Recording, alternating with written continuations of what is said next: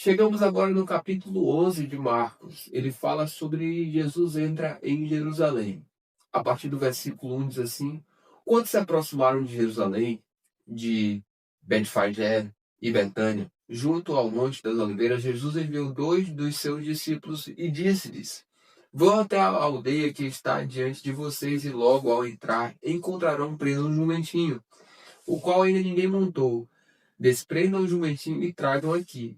Se alguém perguntar, por que estão fazendo isso? Respondam, o Senhor precisa dele e logo o mandará de volta para cá. Então foram e acharam um jumentinho preso junto ao portão do lado de fora, na rua, e o desprenderam. Alguns dos que ali estavam reclamaram: O que estão fazendo soltando o jumentinho? Eles, porém, responderam conforme as instruções de Jesus, então o deixaram ir. Levaram o jumentinho a Jesus, puseram as suas capas sobre o animal e Jesus montou nele.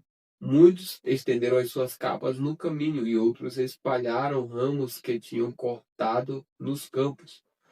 Tanto os que iam adiante dele como os que o seguiam clamavam: Hosana, bendito o reino que vem, o reino de Davi, nosso pai. Hosana nas maiores alturas. E Jesus entrou em Jerusalém no templo e, tendo observado tudo, como já era tarde, saiu para Betânia com os 12.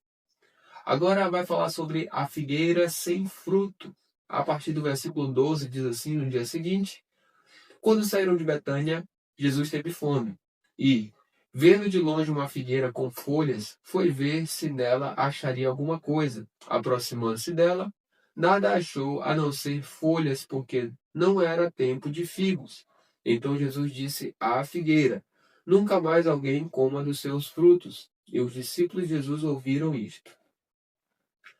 Agora vai falar sobre Jesus no templo. A partir do versículo 15 diz assim: E foram para Jerusalém. Quando Jesus entrou no templo, começou a expulsar os que ali vendiam e compravam. Derrubou as mesas dos cambistas e as cadeiras dos que vendiam pombas. E não permitia que alguém atravessasse o templo carregando algum objeto. Também os ensinava e dizia: Não é isto que está escrito? A minha casa será chamada casa de oração para todas as nações, mas vocês fizeram dela um covil de salteadores. E os principais sacerdotes e escribas ouviram isso e procuravam uma maneira de matar Jesus, pois o temiam, porque toda a multidão se maravilhava de sua doutrina. Em vindo à tarde, Jesus e os discípulos saíram da cidade. Agora vai ter a lição da figueira. A partir do versículo 20 diz assim: E passando eles pela manhã, viram que a figueira estava seca desde a raiz. Então Pedro, lembrando-se, falou: Mestre, eis que a figueira que o Senhor amaldiçoou ficou seca. Ao que Jesus lhes disse: Tenha fé em Deus. Porque em verdade lhes digo que se alguém disser a este monte: Levante-se e jogue-se no mar, e não duvidar no seu coração, mas crê que se fará o que diz, assim será com ele.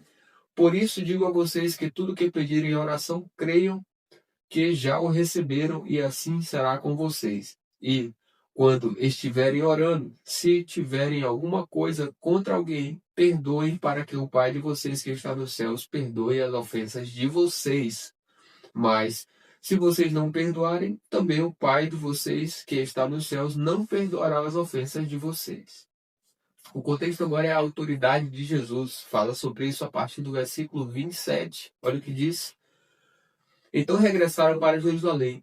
E, enquanto Jesus andava pelo caminho, os principais sacerdotes, os escribas e os anciãos vieram ao seu encontro e lhe perguntaram: Com que autoridade você faz estas coisas?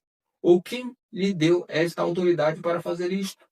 Jesus respondeu: Eu vou fazer uma pergunta a vocês. Respondam, e eu lhes direi com que autoridade faço estas coisas. O batismo de João era do céu ou dos homens? Respondam. E eles discutiam entre si. Se dissermos do céu, ele dirá: Então por que não acreditaram nele? Se, porém, dissermos dos homens, é de temer o povo, porque todos pensavam que João era realmente um profeta.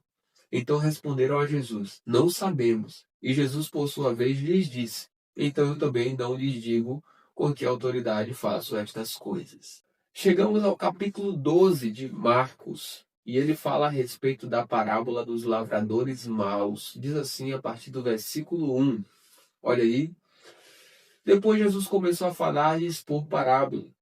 Um homem plantou uma vinha, pôs uma cerca em volta dela, construiu um lagar, edificou uma torre e arrendou a vinha a uns lavradores. Depois ausentou-se do país. No tempo da colheita, mandou um servo para que recebesse dos lavradores a sua parte dos frutos da vinha. Mas os lavradores o enganaram, espancaram e o despacharam de mãos vazias. De novo, enviou-lhes outro servo e eles bateram na cabeça dele e o insultaram. Mandou ainda outro servo, e a este mataram. Muitos outros lhe enviou, dos quais espancaram uns e mataram outros. Restava-lhe ainda um, o seu filho amado. Por fim mandou o filho, pensando, o meu filho eles respeitarão. Mas os tais lavradores disseram entre si, este é o herdeiro, venham, vamos matá-lo, e a herança será nossa. E, agarrando o filho, mataram-no e o lançaram fora da vinha. Que fará, pois, o dono da vinha? Virá, exterminará aqueles lavradores e entregará a vinha a outros. Vocês ainda não leram este trecho da Escritura? A pedra que os construtores rejeitaram, essa veio a ser a pedra angular.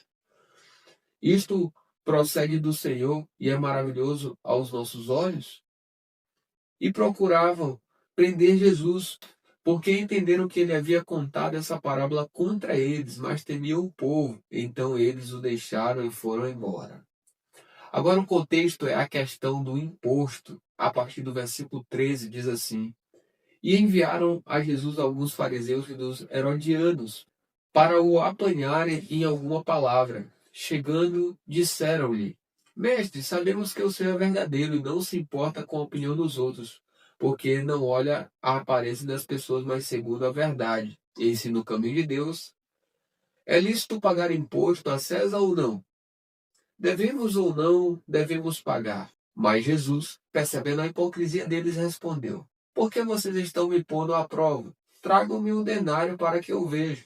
Eles trouxeram, e Jesus lhes perguntou: De quem é esta figura e esta inscrição? Eles responderam: De César. Então Jesus disse: Deem a César o que é de César e a Deus o que é de Deus. E muitos se admiraram dele. Agora vai falar sobre os saduceus e a ressurreição, versículo 18. A partir dele diz assim: Então alguns saduceus que dizem não haver ressurreição aproximaram-se de Jesus e lhe perguntaram: Mestre, Moisés nos deixou escrito que, se um homem morrer e deixar a mulher sem filhos, o irmão desse homem deve casar com a viúva e gerar descendentes para o falecido. Havia 7 irmãos. O primeiro casou e morreu sem deixar filhos. O segundo casou com a viúva e morreu, também sem deixar descendência. E o terceiro da mesma forma. E assim os 7 não deixaram descendência. Por fim, depois de todos, morreu também a mulher. Na ressurreição, quando eles ressuscitarem, de qual deles ela será a esposa? Porque os 7 casaram com ela. Jesus respondeu: Será que o erro de vocês não está no fato de não conhecerem as Escrituras nem o poder de Deus? Pois, quando ressuscitarem dentre os mortos, nem casarão nem se darão em casamento, mas serão como os anjos nos céus. Quanto aos mortos, que eles de fato ressuscitam. Vocês nunca leram no livro de Moisés, no trecho referente à sarça, como Deus lhes falou: Eu sou o Deus de Abraão, o de Isaac e o de Jacó? Ele não é Deus de mortos, e sim de vivos. Vocês estão completamente enganados. O contexto agora, a partir do versículo 28, é um grande mandamento. Diz assim: Chegando um dos escribas, que ouviu a discussão entre eles e viu que Jesus tinha dado uma boa resposta, perguntou-lhe: Qual é o principal de todos os mandamentos? Jesus respondeu: O principal é: Escute, ó Israel, o Senhor nosso Deus é o único Senhor. Ame o Senhor seu Deus de todo o seu coração, de toda a sua alma, de todo o seu entendimento e com toda a sua força. O segundo é: Ame o seu próximo como você ama a si mesmo. Não há outro mandamento maior do que estes. Então o escriba disse: Muito bem, mestre. E com verdade o Senhor disse que ele é o único, e não há outro além dele. E que amar a Deus de todo o coração e de todo o entendimento e com todas as forças e amar o próximo como a si mesmo é mais do que todos os holocaustos e sacrifícios. Vendo Jesus que o escriba havia respondido sabiamente, declarou-lhe: Você não está longe do reino de Deus. e ninguém mais ousava fazer perguntas a Jesus. Agora o contexto vai ser o Cristo, filho de Davi, a partir do versículo 35, diz assim: Jesus, ensinando no templo, perguntou: Como dizem os escribas que o Cristo é filho de Davi? O próprio Davi falou pelo Espírito Santo. Disse o Senhor ao meu Senhor: Sente-se à minha direita, até que eu ponha os seus inimigos debaixo dos seus pés. O próprio Davi chama o Cristo de Senhor. Então, como ele pode ser filho de Davi? E a grande multidão o ouvia com prazer. A partir do versículo 38, olha o que diz. E ao ensinar, Jesus dizia: Cuidado com os escribas que gostam de andar com vestes talares e das suas saudações nas praças. Buscam as primeiras cadeiras nas sinagogas e os primeiros lugares nos banquetes. Devoram as casas das viúvas e, para o justificar, fazem longas orações. Estes sofrerão juízo muito mais severo. O contexto agora é a oferta da viúva pobre. A partir do versículo 41 diz assim: Sentado diante da caixa de oferta, Jesus observava como o povo lançava ali o dinheiro. Ora, muitos ricos depositavam grandes quantias. Vindo, porém, uma viúva pobre, lançou 2 pequenas moedas correspondentes a um quadrante.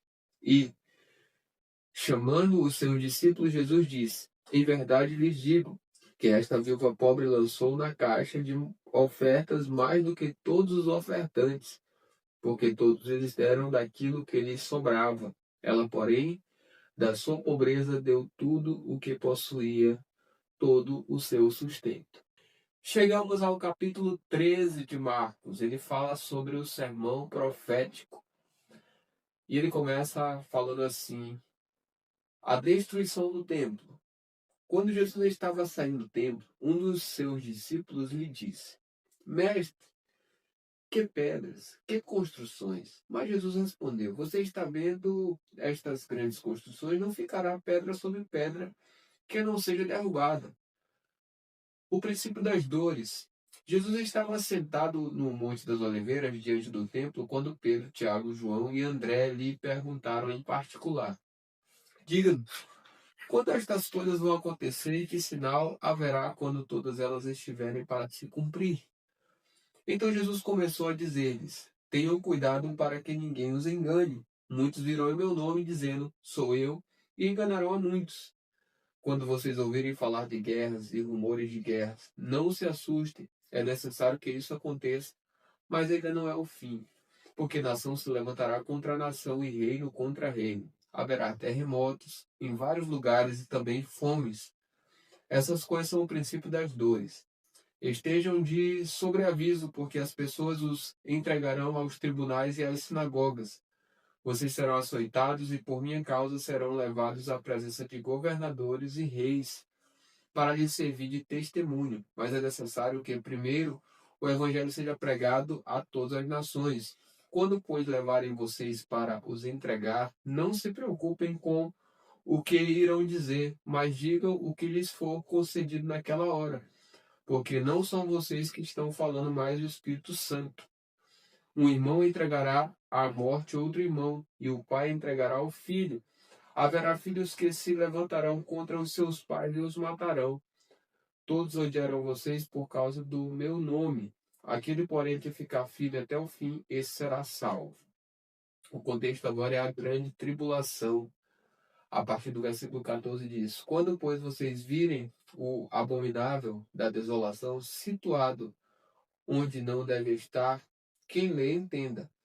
Então os que estiverem na Judéia fujam para os montes. Quem estiver no terraço, não desça, nem entre para tirar de casa alguma coisa. E quem estiver no campo, não volte atrás para buscar a sua capa. Ai das que estiverem grávidas e das que amamentarem naqueles dias. Orem para que isso não aconteça no inverno, porque aqueles dias serão de tamanha tribulação, como nunca houve desde o princípio do mundo, criado por Deus até agora, e nunca mais haverá. Se o Senhor não tivesse abreviado aqueles dias, ninguém seria salvo. Mas por causa dos eleitos que ele escolheu, Deus abreviou tais dias. Então, se alguém disser a vocês: Olhem, aqui está o Cristo, ou olhem, ali está ele, não acreditem, porque surgirão falsos cristos e falsos profetas operando sinais e prodígios, para enganar, se possível, os próprios eleitos. Estejam de sobreaviso. Tudo isso tenho predito a vocês. O contexto agora é a vinda do Filho do Homem. A partir do versículo 24 diz: Mas naqueles dias após a referida tribulação, o sol escurecerá, a lua não dará a sua claridade, as estrelas cairão do firmamento e os poderes dos céus serão abalados. Então verão o Filho do Homem vindo nas nuvens com poder e glória. E então ele enviará os anjos e reunirá os seus escolhidos dos quatro ventos, da extremidade da terra até a extremidade do céu. O contexto agora é a parábola da figueira. A partir do versículo 28 diz assim: Aprendam, pois, a parábola da figueira. Quando já os seus ramos se renovam e as folhas brotam, vocês sabem que o verão está próximo. Assim também vocês, quando virem acontecer essas coisas, saibam que está próximo às portas. Em verdade lhes digo que não passará esta geração sem que tudo isto aconteça. Passará o céu e a terra, porém as minhas palavras não passarão. Agora vai ter uma exortação à vigilância. A partir do versículo 32 diz assim: Mas a respeito daquele dia ou da hora ninguém sabe, nem os anjos no céu, nem o Filho, senão o Pai. Estejam de sobreaviso e vigiem, porque vocês não sabem quando será o tempo.